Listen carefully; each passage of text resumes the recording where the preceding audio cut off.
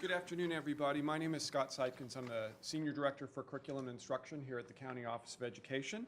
It's my pleasure to transition us to the panel.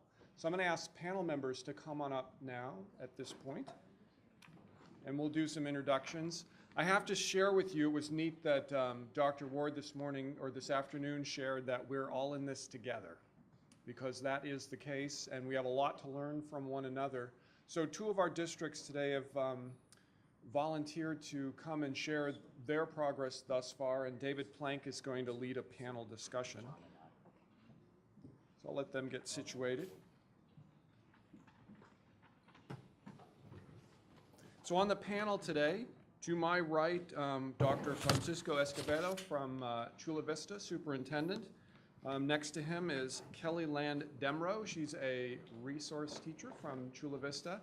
And I have to say, we didn't print her name correctly. So if you have a pen on your agenda, it should be Demro, D-E-M-R-O. We want to make sure we get that right. Thank you. Yep. And then next to Kelly, Dr. John Nelson, Assistant Superintendent for Instructional Services and Support. At the far end of the table, starting with Larry Perondi, Superintendent of the Oceanside School District. Next to Larry is Terry Hart, President of the Oceanside Teachers Association. And next to Terry is Dr. Duane Coleman, Associate Superintendent for Educational Services in Oceanside. So we're going to begin a panel discussion. There'll be opportunities for question and answers. I do want to say to the panel that when the Q&A portion starts, we don't have mics in the audience, and we do have folks listening via webcast. If you could repeat the question, that would be helpful. All right, so David, I turn it over to you. Hey, well, thanks, Scott. So I'm going to begin by asking the two superintendents to tell you a little bit about their school districts, and then we'll start with some questions. So, Dr. Escobedo? Sure.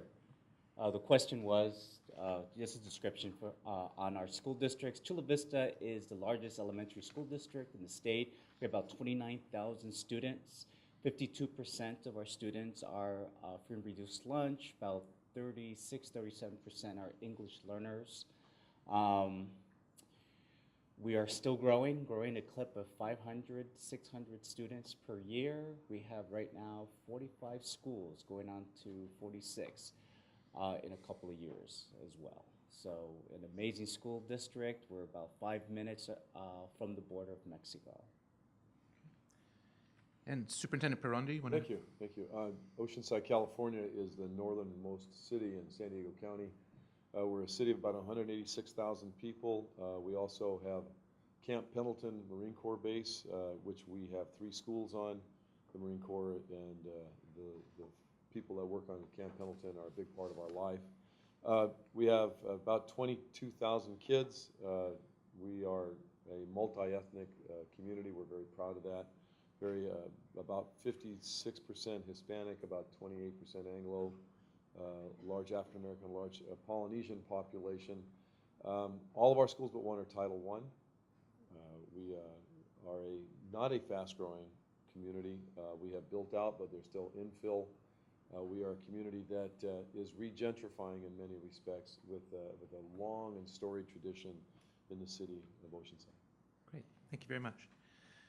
So, Dr. Escobedo, do you want to start us off by talking about how Common Core implementation fits into the strategic vision for Chula Vista? It was very interesting. Just last week, we had an interesting exercise in how what we're doing with our LCAP plan, which is connected to our Common Core, how's that connected to our vision? And mind you, our vision was created back in 1995. So I'm just going to read an excerpt from our vision. Our children in Chula Vista are high-achieving, innovative thinkers. They are multiliterate, self-reliant, and confident. Learning is meaningful and relevant, connected with each child's individual needs, ethics, cultures, and experiences, and is linked with the world outside the classroom.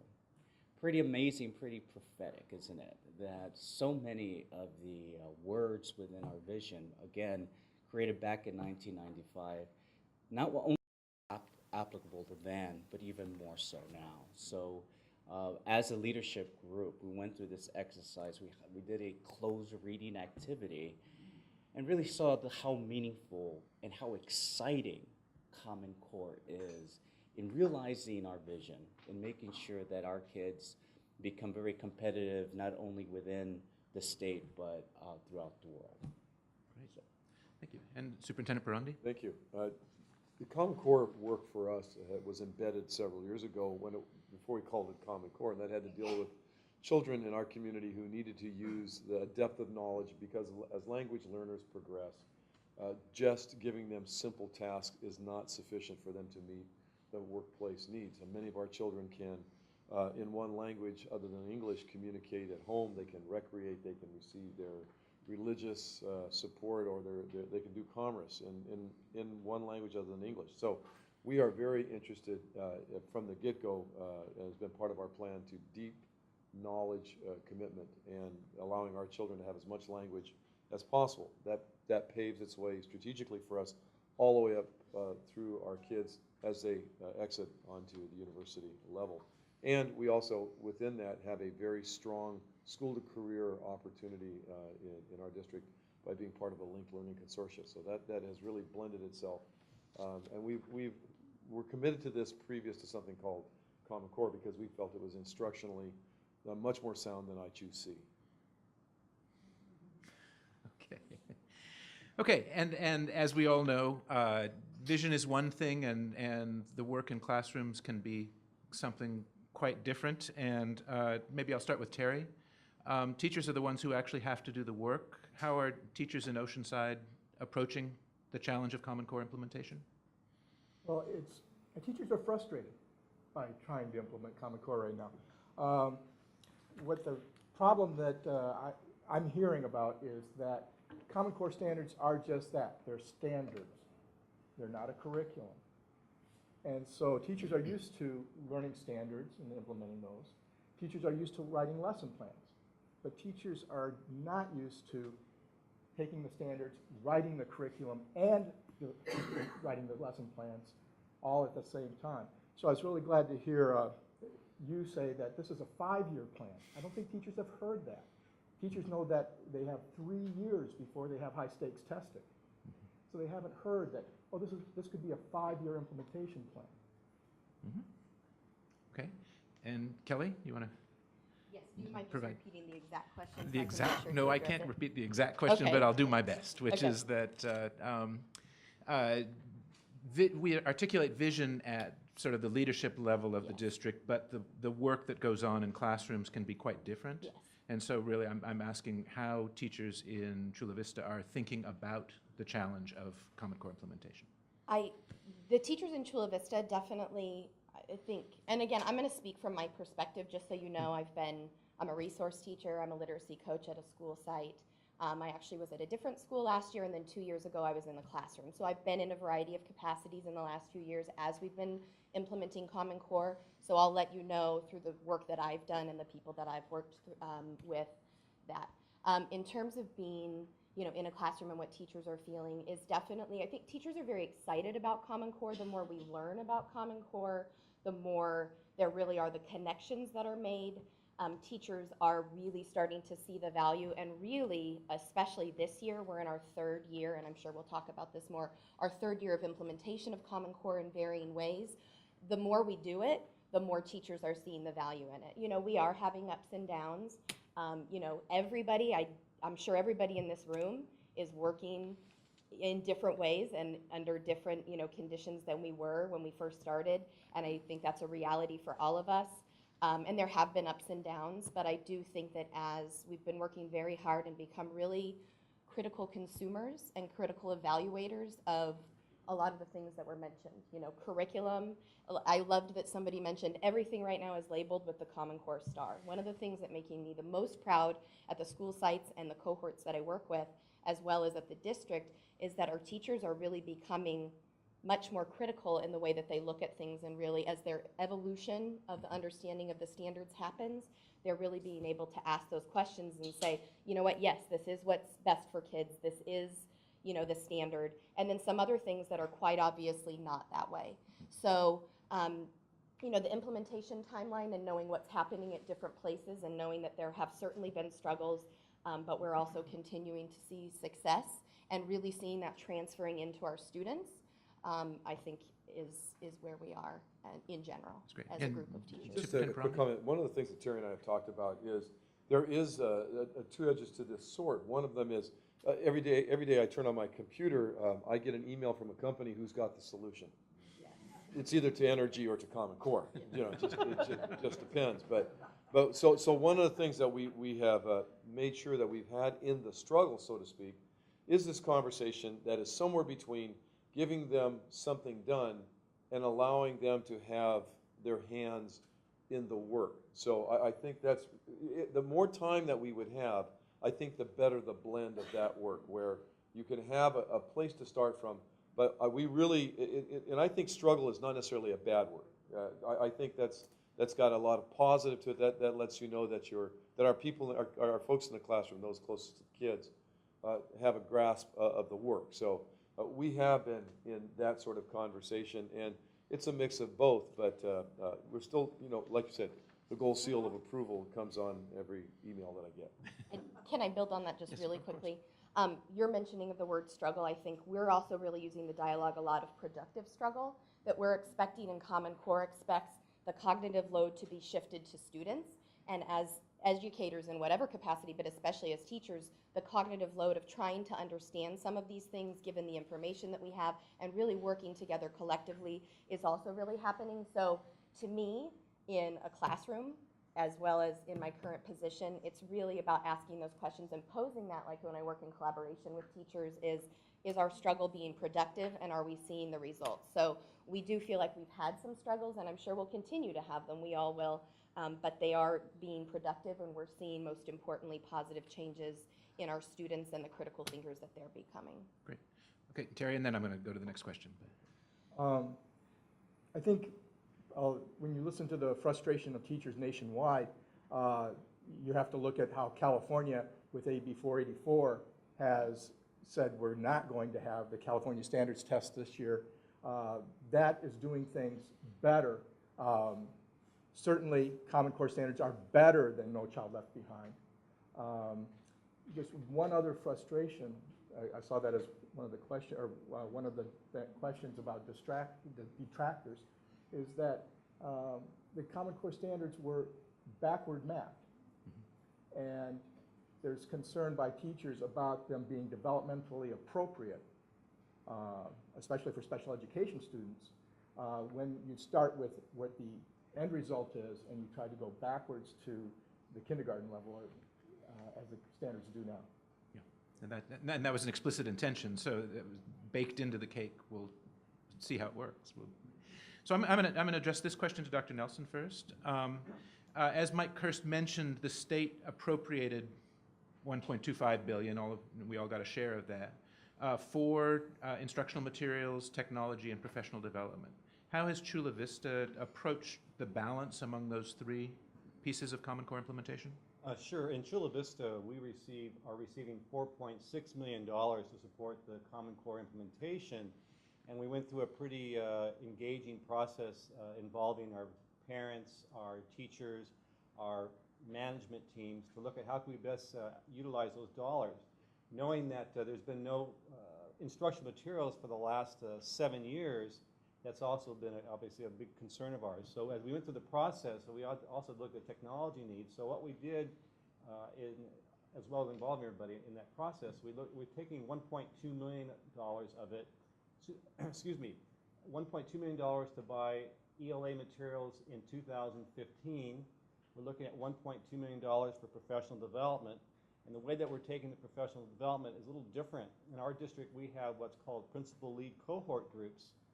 And they will be providing professional development in their cohorts that's customized to the needs of their 5 or 6 schools in their cohorts. And so there'll be 2 days of professional learning paid at a per diem rate for the teachers. The district will be providing professional development utilizing other funding sources, Title II, Title I, and Title III, to have 2 grade level academies throughout the year. So next year, teachers will participate in a total of 4 days of professional learning around Common Core. We're looking at the materials of the ELA, as I mentioned, 1.2, the PD 1.2, and the remaining 2.4 million is going to, and it's been purchasing of computer technology for every school. We already, using some other money, have been able to expand the broadband for the Wi-Fi access. And so every school by spring break will have Wi-Fi access. And we've purchased over 5,000 computers and carts to have schools utilize the technology to take the Smarter Balance assessments. Great. Okay, and same question to you, Dr. Coleman? We got about 3.7, 3.8 million. We also were fortunate to receive a Ed.D. Bechtel math grant. It's a K-8 math grant. It's about 3.75 million over 5 years. And so it's kind of this, we can reapply in 5 years without being challenged as long as we have our data in place. So we've been fortunate that way. And what we've done is we have put some content experts, and the majority of those, we had about 10 or 11 program specialists. 9 of those have been from our own teaching ranks, and we've hired 2 outside. We want to really focus on our expertise within the district. And so we've added to our staff, which has added some, I think these are good problems in terms of there's a lot of passion and dedication from our teachers that we have in our district, not just our program specialists, but because they're from our district, they want to do things the right way. So we hired additional staff to give professional development to our teachers. We also use monies to secure the county to help with our professional development with our administrators. One of the things we wanted to do was align our implementation timeframe, which actually started 2011 and 12 through 2018-20. We have a very detailed plan. It's a living document that's ongoing. We change that as we go through. About every 6 months we change that because it does adjust. But we're trying to make sure that our administrators, not just principals, our administrators are on the same path in terms of professional development with our teachers. And when we had to do that, we really had to focus on 1 or 2 things, and that's text-dependent questioning and close reading activities and strategies. And so we've made a concerted effort to stay really focused in that area. Our teachers know what our principals are being taught, and our principals know what the teachers are being professionally developed on in terms of those 2 focus areas. In terms of technology, one of the things in Oceanside, we concentrate on what we call our high incidence schools. We have 5 elementary schools that really have a level of at-risk student populations that some of our other schools do not. And then we have 3 other schools on base, 3 elementary schools on base that have received in the past Department of Defense technology grant. So we are really pouring in technology in terms of we're using iPads, but we're concentrating on the teachers first. We want to make sure our teachers know how to use that device to support instruction.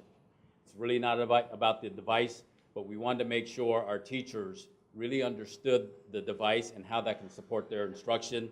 And we do have a next level phase plan for the additional 8 elementaries. We've contracted with USD and their mobile technology department to help align and professionally develop those teachers at those sites. And we are now in the process of deciding, okay, which schools are ready for us to give those iPads to the students beginning next year, August, September. So we've used the majority of that money for technology, professional development, and for professional development with our administrators to tighten up our system in terms of making sure that what we focus on is being monitored and being supported by the teachers, being supported by the administrators. You know, one of the things I just want to add to that is that one of the logistics pieces was going school by school and doing an inventory of technology needs so that they can take the exam on a technology tool. The other work that Duane is talking about is parallel to that, but we literally had to go school by school because each school had a different configuration. It might have meant carts, it might have meant, we had to upgrade 2,000 computers because XP was at its last stage, so that was a part of that. But our biggest concern was to make sure that the children in Oceanside take the test on technology and that they don't do it in a second-class way, that they have that every advantage to take it like every other child so that we're comparing apples to apples. But we did do that grinding part, which is school by school, doing the inventory, getting it set up, getting the wireless where we need to be. So that was another big piece of it.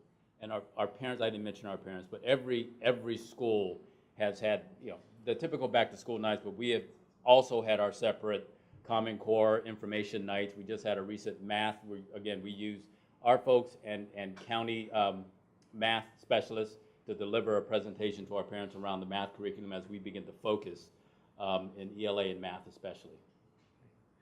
That's a nice lead into the next question, which I'll direct to you, Dr. Escobedo. How have you worked to engage community stakeholders, and parents clearly are one of those groups, but the broader community, board members, community groups in this implementation effort? Well, in Chula Vista, we're very connected to our community. I mean, part of our important stakeholders are our service groups, Rotary, Optimist, and we went to most of these service groups and conducted a presentation on Common Core. Chamber of Commerce were amazing supporters. I mean, when you talk about relevancy, we talk about career readiness and how students communicate and are able to collaborate. It really resonated with many of our business leaders. So it was very strategic to have them on board, because we did have a small nucleus of community members that thought Common Core was something from Obama, unfortunately, and which was furthest from the truth, and it was something that the federal government was trying to take over local control. Again, furthest from the truth, but our focus with our community members, obviously our board was engaged from the get-go. And in fact, I took some of our board members to our achievement task force, which was talked about Common Core. So they were very much engaged as well. Our DAC-DLAC team also, from the beginning, they were part of the whole professional development paradigm, where every other month they undertook a course of how do you teach your kids at home these specific standards. And yes, from parents to community group, Chamber of Commerce and board, that whole communication, that engagement was very critical. Great. And Superintendent Perondi? Thank you. We spend a lot of time on the front end of this with our school board. We felt that our school board has a myriad of contacts with the community, the same that Francisco and I have with our service groups, but to spend the time so that they clearly knew in depth what the Common Core was asking for, so because they get asked a lot of questions. The other thing that we did, and I want to recognize the North County superintendents and the county superintendents in the room, it is a constant conversation with us, and Francisco is an excellent superintendent. I'm going to take advantage of his wisdom. So one of the strengths that we have is that certainly in the North County, we do a lot of conversations about who are the stakeholders that we need to reach out to, because in the North County, for example, the Tri-City area, we share many common stakeholders that go to Costco. You know, everybody's going to get it done at Costco. But you want to get the language out there. You want to have as much support as possible, because many of our folks attend religious services together from different communities, or they're in different service organizations. So we really have spread it out through our best practices with our colleagues, and I wanted to just acknowledge their hard work too. Great. I would like to just add one thing, that our #1 marketers are teachers. And so typically in Chula Vista, we used to have the trainer model, and Dr. Nelson said, this is not going to work for this. We have to have every teacher be part of our professional development. So that's what we did. We had every single teacher go through our professional development, because we knew that during parent-teacher conference, that messaging is where our parents will receive firsthand. And that message would be the most effective way to really create that feeling that Common Core really makes a difference for the kids. So I believe making that move and having every teacher be part of the professional development was crucial in ensuring that all our stakeholders were part of this process. I'd like to add that when we talk about our DAC-DLACs and our parent training, we've had 14 sessions this year so far with parents, with averaging between 50 and 100 parents coming to demystify Common Core. I think that's the biggest challenge that we have, is to take away the rhetoric to really what it is. And so helping parents understand how it's going to be different, and it's help their children. And we've been providing it in both English and Spanish, so there's access for those parents in our community. And that's making a profound impact on parents' acceptance. We had a few parents in one of our school communities upset about Common Core because of connection to the president and perceptions about controlling our children. And it's amazing because of so many parents in support of it in our district, it did not grow.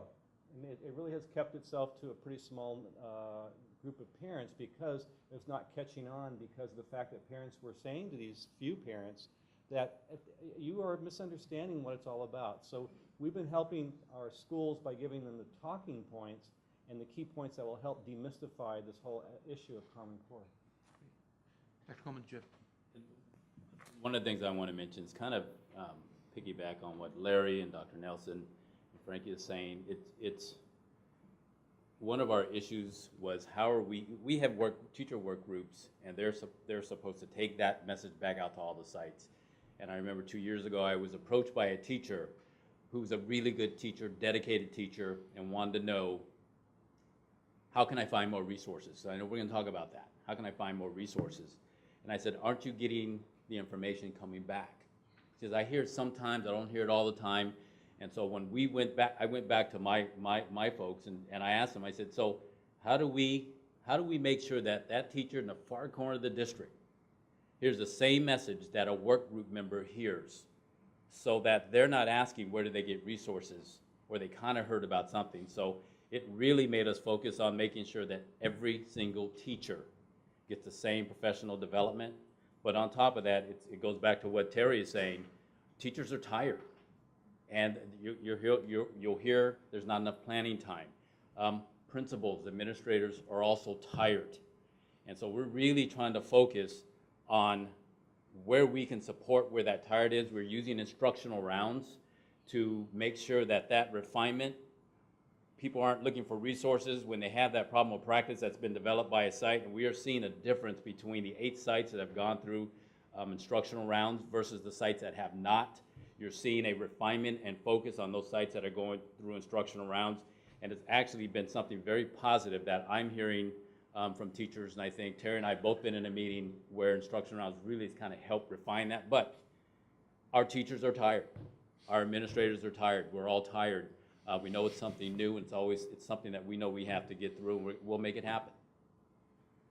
Could I add a little bit to that? Sure. And You know, then- in terms of talking about the impact on teachers, I'm going to say this may sound like I'm actually glad that we had to come to the negotiating table the time before last, wanted an article around Common Core. But the fact of what they wanted, they realized the value of the collaboration time needed to do the work, the value of professional development to deepen the understanding. And that's a huge shift, because so often we come away from university or pre-service programs where we feel that we've received the information, that we're ready to go in the classroom and teach. And now that the fact that as a system, I think people realize the importance of collaboration, needing to look at assessments, needing to engage in professional learning to deepen not only the content knowledge, but the instructional practice and support of it. So I think it's some good outcomes from the stressful time that we're going through right now. Great. And it's only Yes, fair I'd that like the to teachers add- now get to Thank you very add much. their piece, yes. One of the biggest shifts, and I think something that teachers really do value in our district right now, is that shift from train the trainer. I know that somebody else would go, I would come back, and time has always been an issue in education, and so you get kind of the 5 to 10 minute condensed version, between trying to pick up your kids or something like that. And so every teacher, actually 3 years ago, it started in the cohort that I was a part of when I was still in a classroom, and it was huge. Being able to go to the trainings and exactly like what you were saying, hear the same information, have critical conversations and come to understandings and challenge each other within grade level teams made a big, big difference. And then it was taken to our district level. And one of the things that I hear from teachers the most, and then I do attend sometimes as well, is that is one of the things that they absolutely have valued the most, because while everybody wants more professional development and all of the challenges that were listed at one of the PowerPoints we're all experiencing right now, but that has been something that really has been very valued by our team and that they really are seen and at least feeling like, you know, we need to know a lot more. We want to continue to learn a lot more. Changing to that has really made a big difference. In terms of parents, really quickly, more at the local site level, I've been at a few different sites. We've been doing parent universities and curriculum nights. Most recently, we actually had parents come in and take the Smarter Balance practice test with the intention, and we set it up, that they would actually see and feel what their children were going to be going through, and then we really debriefed about what are the implications, what are we doing at our school sites, because this happened at multiple sites, and then what can you do at home. Those are really, you know, the varying things that we're trying to do, as well as teaching, showing like some of the conceptual math and the way that's being taught so that they understand the shifts that are happening. So those are some of the ways we've been engaging at the school site Great. levels. Can I give Terry a word, and then I'll come back to you? The thing that I just heard about with the parents was interesting, because I attended the Thursday night Common Core training for parents on math, and the use of just posting the handouts on the district website for the parents and the teachers who didn't attend is one way of helping out. Videoing any or posting any information that's given to principals directly on the website so that teachers can access the same information without it having to pass through filters it has to be happening now. It's also that communication that you receive from the university system. We just are recently putting on a letter that Rick Schmidt from San Diego shared from the UC system, saying that integrated mathematics, in fact, and Common Core will, in fact, be a wise thing and will be accepted as you go through the UC process of acceptance. That's a huge piece for our families. They want to know what that's all about. The other thing that we did on the front end of this, which we felt was important for us, is we spent quite a bit of time talking to our community, to our teachers about the assessment and what it might look like. I think they needed some context in that, and we brought in Sue Gendron from International Center for Learning, just because she's really right on the front end of this, to just give a forecast of what will that assessment look like, because I think teachers need to know, what is that test going to look like? That creates anxiety, and the test is different. It is absolutely asking our teachers for that depth of knowledge. So it wasn't to scare them, and it wasn't to pressure them. It was to say, this is what it looks like. Is our current instructional model matching that assessment? And so where do we go from there? So we did that on the front end and just said, we're going to have plenty of time to do this. And I do applaud, as Terry said, the governor and the state superintendent for saying, let's take this year and just work on instruction and take the test, but let's work on instruction. And one of the things that we're noticing is we've poured a lot of time and effort and money into content, into our principals, into our teachers, and it's become real evident that we need to see more, what does it look like on the student side, that student outcome, what is it that they should be looking like as a 21st century learner? And so now starting to make that shift in terms of what does a student look like when they are learning. One of our instructional focus is all students will demonstrate their thinking both verbally and in writing to show understanding of their learning. That's our instructional focus. But what does that look like from the student standpoint? We're pouring a lot of time into the content in our areas, but we need to start seeing more. What does that student model look like? And we're beginning to make those steps in terms of our PLC structures, maybe looking at some lesson study strategies in order to see what that student really looks like, because that's going to help our teachers understand when they're looking at assessments, when they're looking at student outcomes, what is it we need to be doing as teachers to help those students look like that model?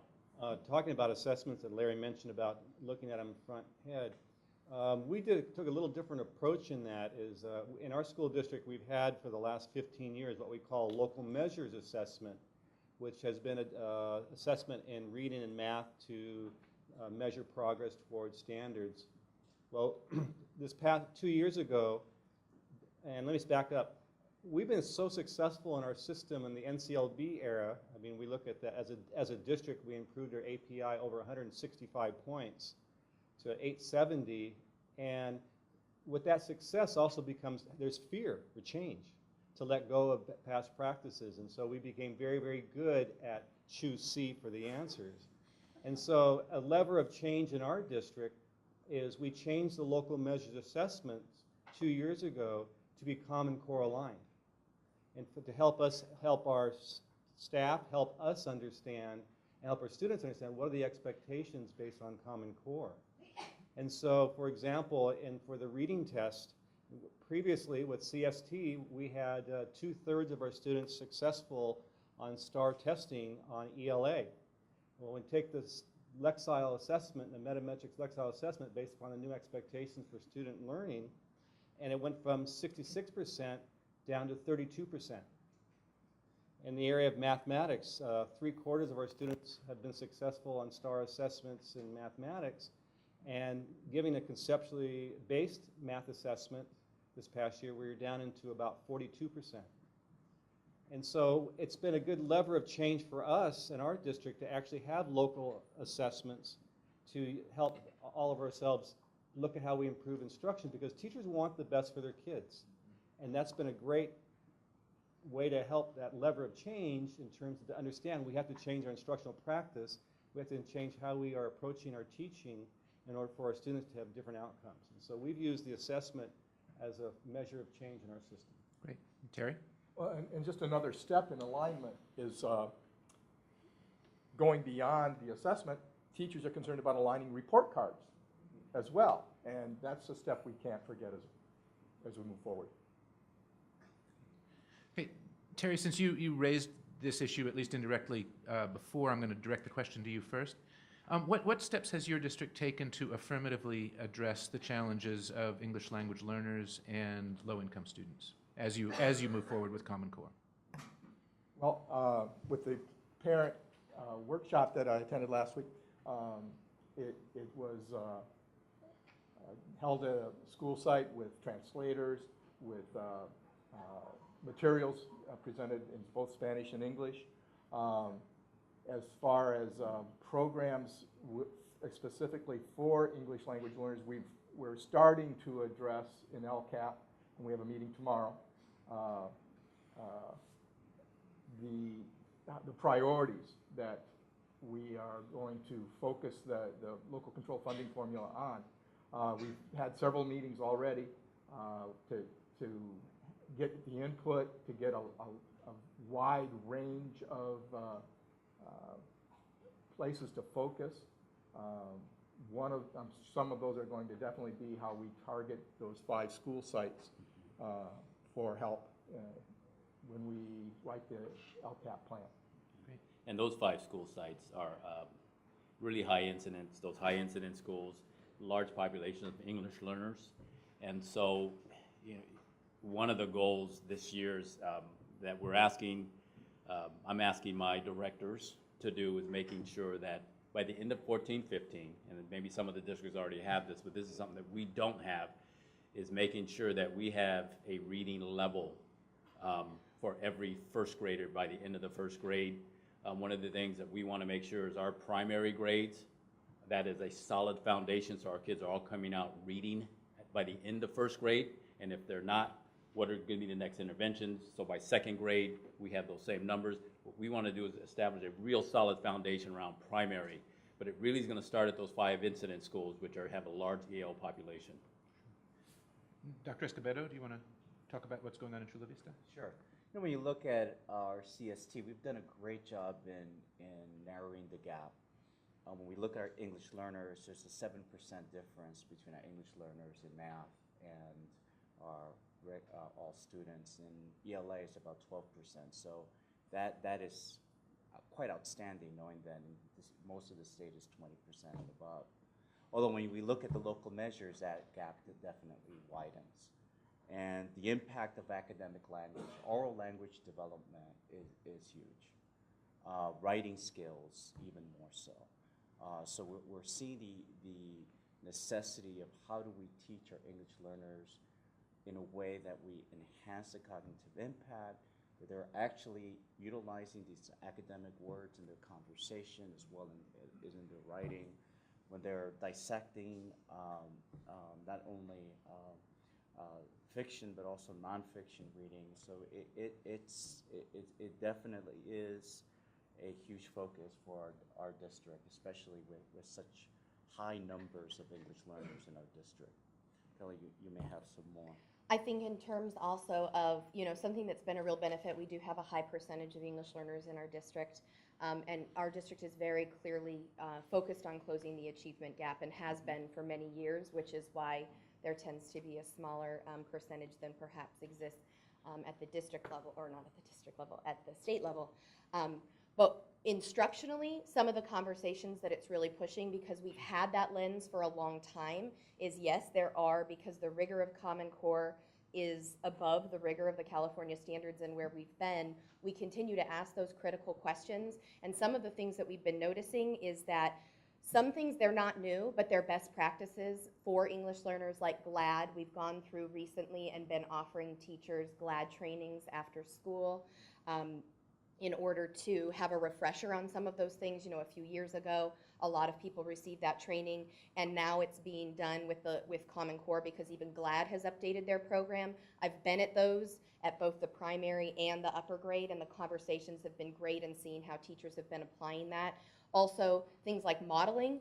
The beautiful thing about modeling, even though we know that that's always been a best practice, is that everything is new, or a lot of things are new, right, in Common Core. And so all of our students, and especially we're a K-6 district, sixth graders struggling with conceptual math is different than introducing it to kindergartners. So some of those best practices that we've had, really that we've identified, in general for English learners, we're starting to refine some of those practices and really go, for lack of a better term, go back to them, even though we've always had them, and really critically analyze how they can help support all of our students, and especially our English learners, through the transition, as well as really having a lot of dialogue in the district about purpose.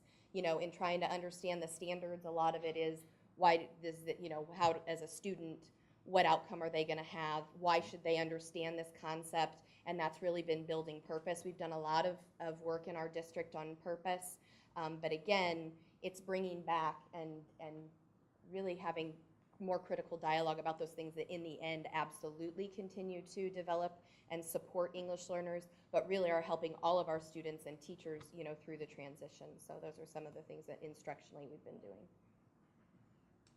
Great. Yeah, Terry? I heard you speak earlier about going back to 2007 or not being able to go back to 2007, but one thing that helps English learners and all students, of course, would be if we could get back to class sizes that were pre-2008. We can talk about that after. I think there is another piece of this that we've tried to approach with our low-income and English learners is we have a lot of service providers after school, ACES monies and after school. We've spent a great deal of time with our service providers making sure that they are supporting what we're doing. It's not a just roll out the ball and have fun after school, but a focused, direct resource are those after-school providers and community support groups. So we've taken the time to go and talk to the various organizations that do after-school support and to share with them, we think this is the next direction that we've got to go. Some we pay for that provide service to us, that are under contract to us. Some of them are not. They're providers out in the community, but we've made an attempt to reach out to them and say, you reach out and touch kids that we might not necessarily see in a completely different way. That's been very successful for us because now our service providers are speaking with the same voice, and we're sharing materials, and so it's a huge, at least in my community, that's a really big piece. And Oceanside Unified is, we were given that service provider status by the state, so we are our own service provider. So if parents choose a site to be their provider, then we provide them with our own teaching staff. And we also encourage our service providers that aren't from Oceanside Unified, we encourage them to look at our own staff of teachers to use them as tutors. I'd like to add, in terms of English learners, and Kelly touched on a lot about the purpose. We've been very, very fortunate for the last 7 years to have a partnership with two researchers from San Diego State University, Doug Fisher and Nancy Fry, who introduced to our district the graduate release responsibility to give us that common instructional model around purpose, understanding content objectives, language objectives, the value of collaborative conversations where an English learner has that chance to use the language. And what we have to do, instead of thinking it's going to be an add-on for English learners in our district, it's a matter of the Common Core standards are going to be are the same for everybody. It's how we scaffold to change the outcome, to improve the outcome for English learners. And so what do we do as a profession in every classroom in our district to ensure that access and that opportunity for those English learners to communicate what they're thinking, both either oral or written format. And so it's taking that mindset about opportunity, but we have to provide that scaffold support. We still have to do the exact same thing. We have to get to the exact same end, but it's the support that we give our students in scaffold. And it's a change of thinking of dumbing down the curriculum or a different curriculum. They do need an intervention support, but it wasn't due every single day in order to provide access. And that's going to be the challenge for all of us as we work with our low-income or foster youth, but it's doable. It's not unsurmountable. Great. So one last question, and I think we'll just go down the row, and you can repeat things that you've already said, so you don't need to come up with new answers if you don't choose, and then we'll go to questions from the audience. And Dr. Coleman, I'm going to start with you. What's the biggest challenge that you faced in beginning the implementation of Common Core, and how have you addressed that? The biggest challenge, and again, I'll speak for me and my own philosophy with how I like to do business in my district, is my biggest challenge is to make sure that our teachers, and I will start with teachers. This is not anything Terry hasn't heard, so I don't want you to think I'm staging this answer. I want to make sure that our teachers continue to be they have the major influence in moving our district to where it needs to be with Common Core instructionally. We've always, under Larry's direction, we've always led that way, giving our teachers that majority of influence. Of course, we have facilitated district, but we want our teachers to be the majority of influence. And we have some good structures in place that in terms of committees that we have to make sure we have teacher union reps, district administrators. It's not a negotiating committee. It's a committee that talks about anything that's coming up in the district that has to do with teachers, with principals, with parents, and it's all brought there first. We want to make sure, typically it's always brought there first to discuss and hash that out, but the biggest challenge is making sure that we know our teachers are tired. I know my principals are tired, other administrators are tired, is supporting them in a way that you don't push them over the edge. And there's a fine balance in that. And you have to really pay attention to that fine balance, because they need to know that you care about them, but they also need to know that you're there to support them, and that and we trust them as professionals to get this job done for our kids. Great. Terry? Well, I agree with Duane. It's not that teacher union leadership do not have a meeting time, collaboration time. We're working together on this. That's not a problem. But what I hear from teachers is the thing that I heard from Kelly at the beginning is time. Time for collaboration, time to learn, time for the community and school board members to realize that this is a journey, a 5-year journey. And yes, we're going to see some high-stakes testing maybe in 3 years, but we need to give everybody the time to go slow, to go fast. I really like that point. That's great. I think it's a challenge and an opportunity to stand in front in our community as a superintendent and say we're doing the right thing the right way for the right reasons, and to hold fast to that, and to assure our teachers that we are doing the right thing in the right way. I've said to them, don't worry about it. Just let it fly. Teach. Let's have fun. Yeah, we're tired, but you're tired if you're doing the other stuff. So, let's just go after it. The worst that can happen is we're highly successful, then everybody wants to come and visit us. You know, so I really believe that is to stand in front as a superintendent and assure the community, but more importantly, to assure our teachers that I stand at the ready to say to the community that Common Core is the right way, we're doing this the right way, and it is about continuous improvement. And to date, these meetings with Terry and with all the work we've been doing has been to support that level of work. I think the biggest challenge I see right now is changing belief systems about what classrooms are supposed to look like. We all have an idea of the seats in a row and a teacher in front, and how do we change that thinking to it's really engaging and have that fun that Larry talked about, but you know, letting go. I think there's I think as a profession, I think we have control issues, and letting go and letting kids really engage in learning and have some fun in the classroom. And that's hard to change that belief system of what you think a classroom is supposed to look like. Because you already spoke to time, I think I would say that, and I might change my mind later, I'm sure on the back end I'll say, oh, I wish I had said that. But communication is probably one of the things that's also been very challenging. You know, we are a big district. We are the largest elementary school district. We have a lot of students. We have well over 1,000 teachers, and so getting out consistent messages, and really this is happening at the national, the state, the district, and even the school level. I mean, sometimes just when you talk to your family of like 5 people, trying to make sure everybody's coming to a common understanding can be a challenge.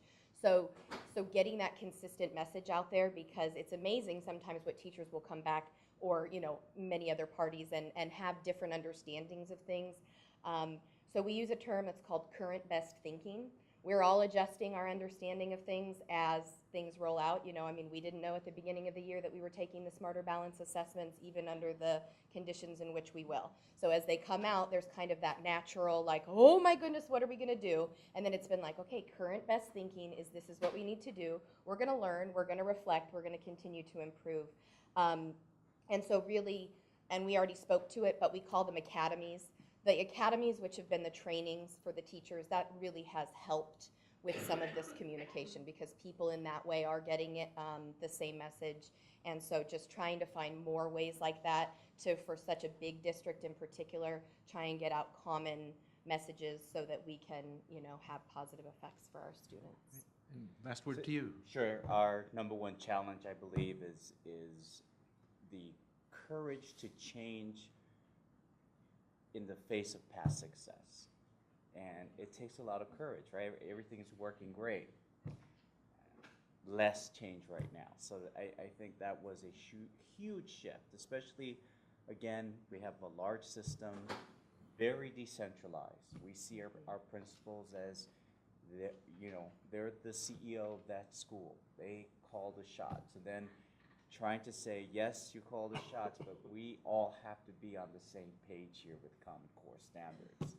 And so that is a significant challenge. So yes, the messaging, the communication, and the courage to change is very, very critical. That's great. Okay, are there questions from the audience? Yes, please. And identify yourself if you don't mind.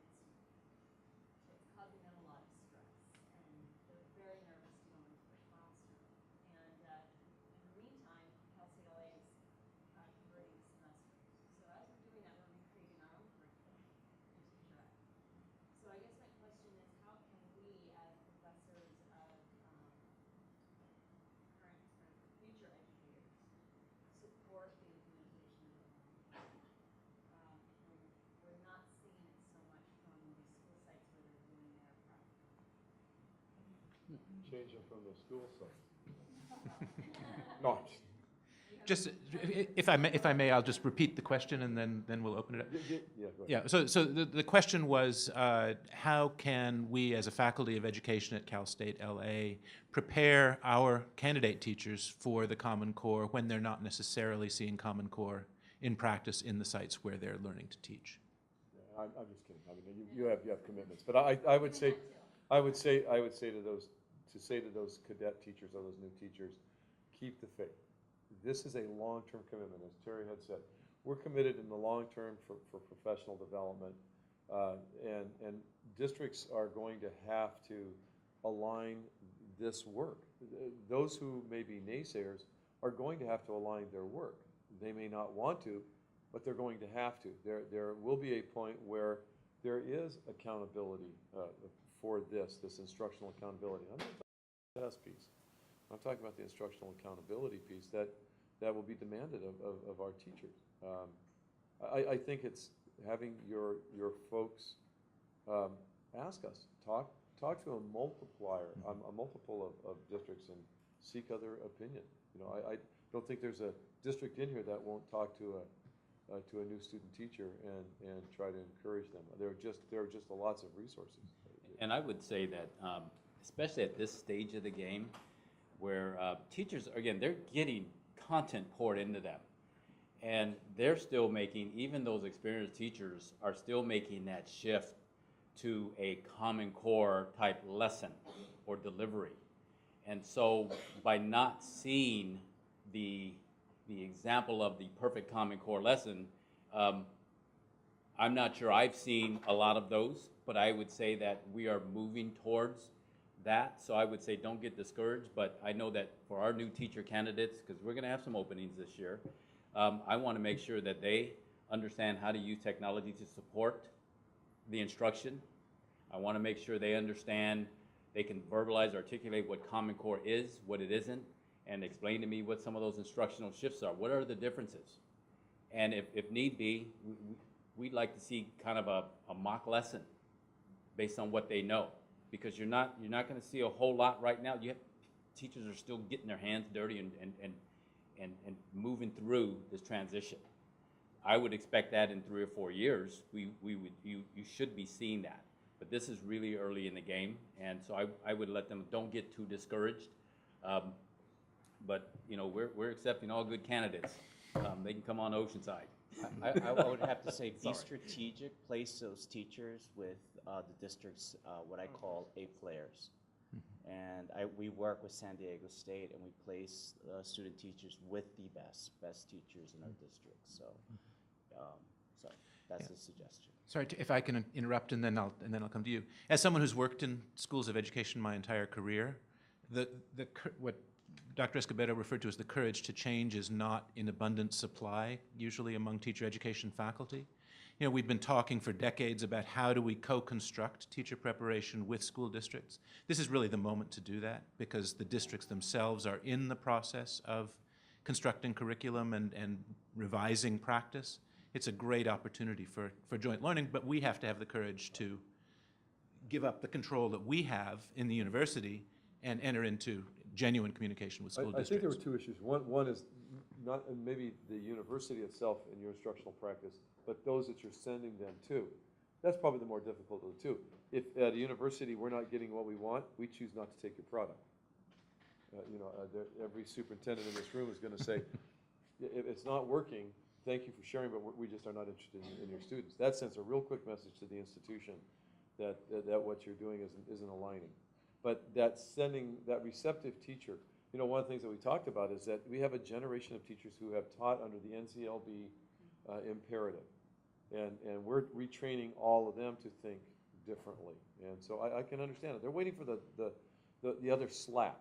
You know, it's like, okay, so you say you're not going to do this, but are you really going to do this? And so there's a lot of issues out there, and we have to stay to our word. They're watching. And to build on that really quickly, I was just going to say, I am actually one of those teachers that was brought up and went through my teacher education program under NCLB, was successful under a different paradigm, and even seeing, you know, the evolution that I'm having and then in supporting other teachers. And I would just really say that no matter what system or paradigm we're under, that teaching teachers and going through the process of really learning how to evaluate and be critical consumers or analyzers, whether it's of standards, whether it's of curriculum, whatever it is, I think especially since there is probably some level of disconnect of where the instruction can be, as well as 100% of seeing what we're in classrooms, during that transition, really learning how to be able to evaluate those things, because what we even know and are doing in Common Core now will likely evolve. I mean, what we're doing now is going to be very different than in 3 years. So whether you're in a teacher credentialing program right now, whether you're in a position like mine, whether you're in a position like Dr. Escobedo, we're all going to have new current best thinking in 3 to 4 years, and the things that will get us there will be critical analysis, having conversations, and really being able to evaluate. So the more that can happen regardless of what's happening, I think the better off we'll all be in the future, including the students in your program. And Terry's been very patient, so. I'm thinking about some of the veteran teachers I know who may now look a lot more valuable to their districts. I would come back to also asking what's happening with the training for administrators, because Dr. Nelson pointed out that it's going to be a different type of classroom where kids are having fun, where there are tasks, performance tasks. And so an evaluator coming in and saying, oh, this classroom is being disrupted. It's not following protocol for behavior. Administrators are going to have a different paradigm for assessing the performance of teachers as well. And hopefully that becomes part of the issue as well. Very good. Other questions from the floor?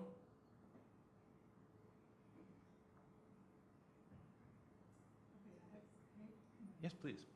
Okay, somebody mentioned local content assessment, conceptual assessment.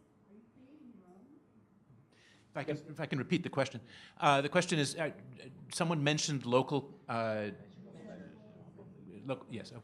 measures of assessment. And are you creating your own measures? We are creating our own assessments in writing, enhanced performance tasks, and also in mathematics. We are doing our own. We're using an online assessment for the reading test. What is it? And where are you getting those ideas from? Begging, borrowing, stealing. No, and for example, I'll talk about the writing assessments.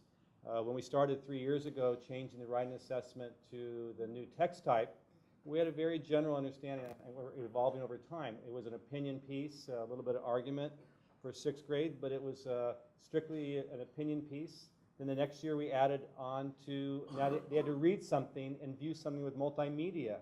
This year we're adding on another piece in terms of enhanced assessment, where they're having to read multiple sources and view videos and complete activities before they do the writing task. And next year we'll follow, the next step will be to do that plus scoring the subsections of that writing performance task. So we're learning and we're building the ship as we're going through. Yeah, definitely exploring, taking ideas, what's worked, looking at smarter balance assessments, looking at item test banks, looking at constructive responses, creating them as we're going. Okay, other questions?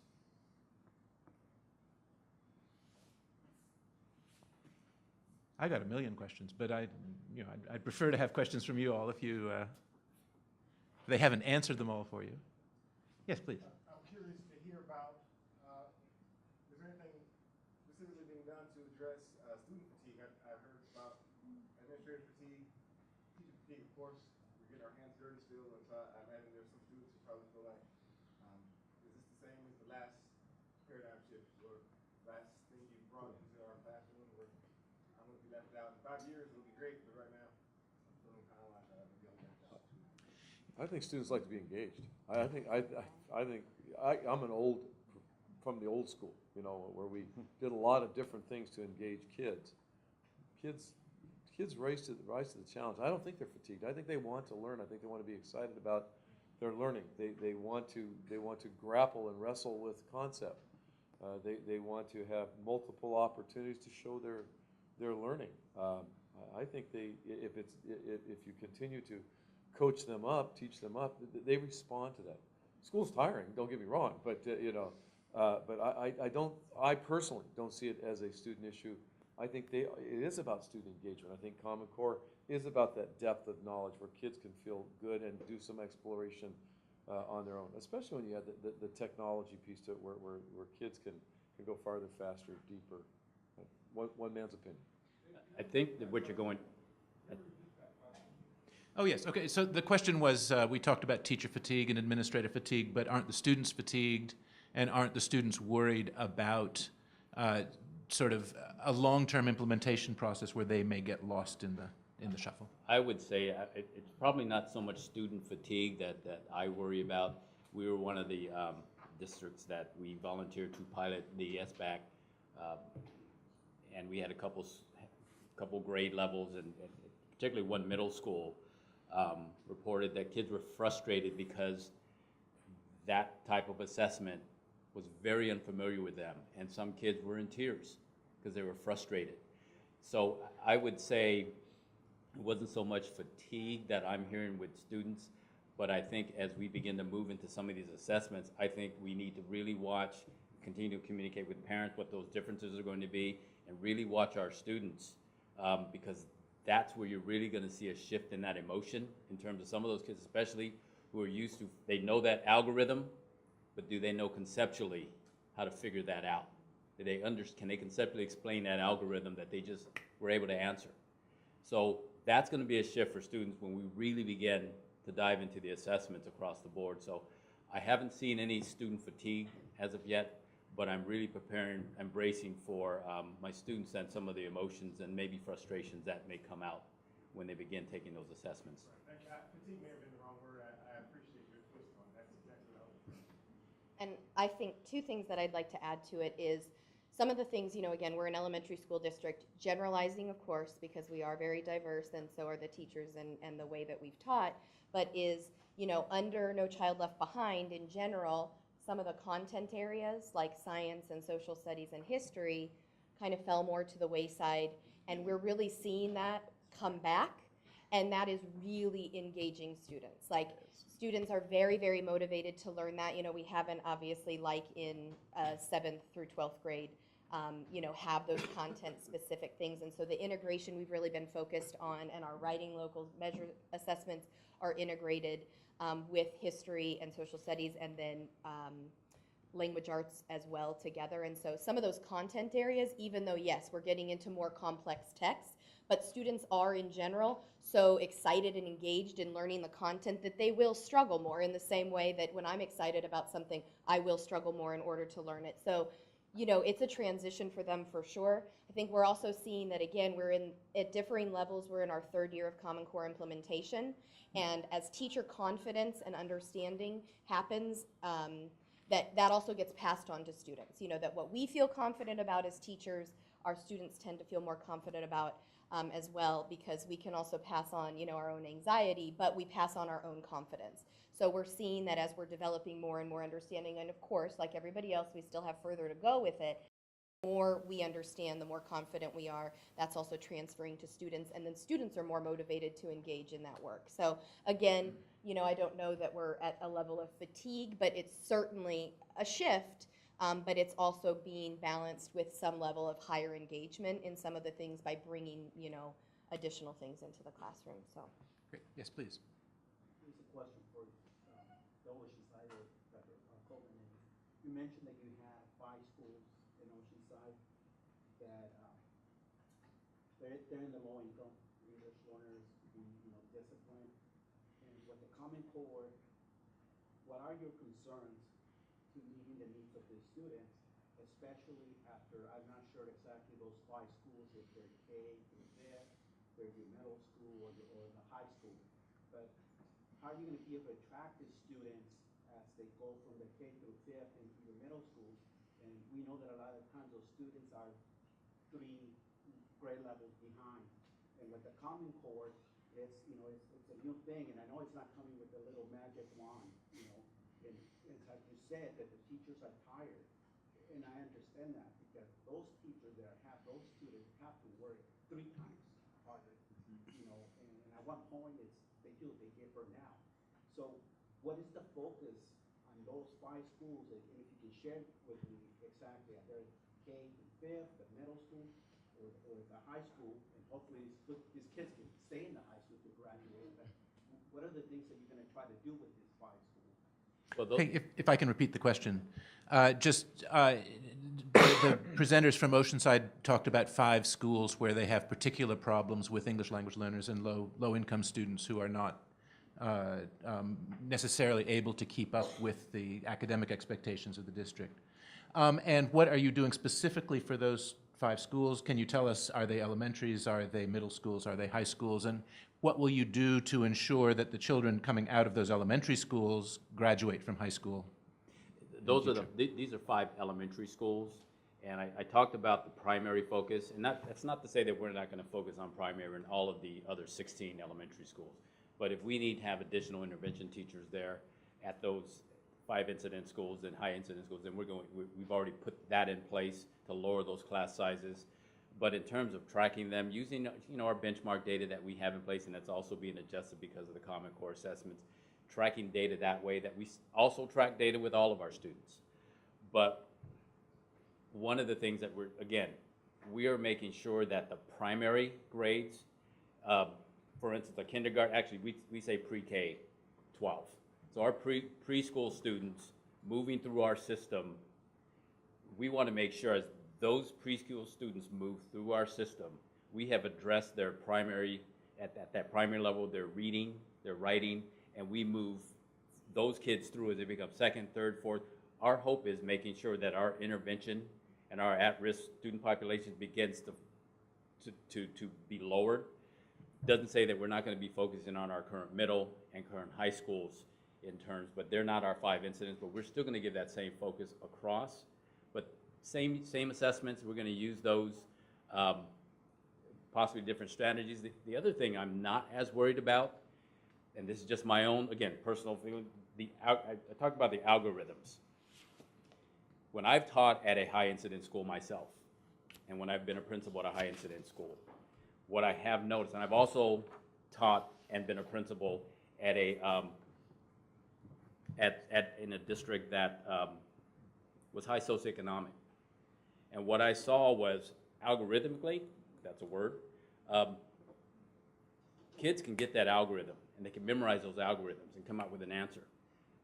In the schools that I've worked at with high incidence students, conceptual strategies where you had to do that. You had to throw hands-on manipulatives. You had to use conceptual strategies to get to the algorithm, to be able to blend in what this algorithm meant. And so some of those schools are doing that, not that the others aren't. But I've asked that question to our math, and my math specialists, and they're saying it. Those high incident school teachers have done a lot of the conceptual work with those students. Not that they're not worried, but approaching it with the conceptual that they've already been doing, I think we're on the right track with them. We just need to do a concerted effort at primary and move through our system. Well, the other part, there's a lot of vertical articulation. These high incident schools, we took a year to determine what are the factors that make you high incident, whether it's poverty or language, or in some of these schools it could be violence in the community. Doesn't necessarily have to be at the school, but what are the outside and inside contributing factors? So we also are working quite hard on vertical articulation of gap analysis of K3, when they go up to 4, what's that look like? The exiting to 5, what's it look like? The exiting expectations of 5th grade to 6th grade, 8th grade to 9th grade. So within those 5 schools, there's a cohort. They feed primarily to 2 middle schools, 1 high school. So we're building that as we go. Our biggest emphasis is K3. If we don't jump on this K3 and get that foundational skill set that we need, that reading skill set, it's going to make it even more difficult. So that's taken up a lot of our concerted effort. Then we have, really quite frankly, LCFF and LCAP. We're getting ready to enter into some major discussions of the distribution of resources, and we know very clearly that there are certain schools in our district that have a more abundant need, whether that's lower class sizes, more assistance. That's what we're in the middle of right now. Okay, I'd like to ask you to join me in thanking the panel, and we'll invite the next panel up to the podium.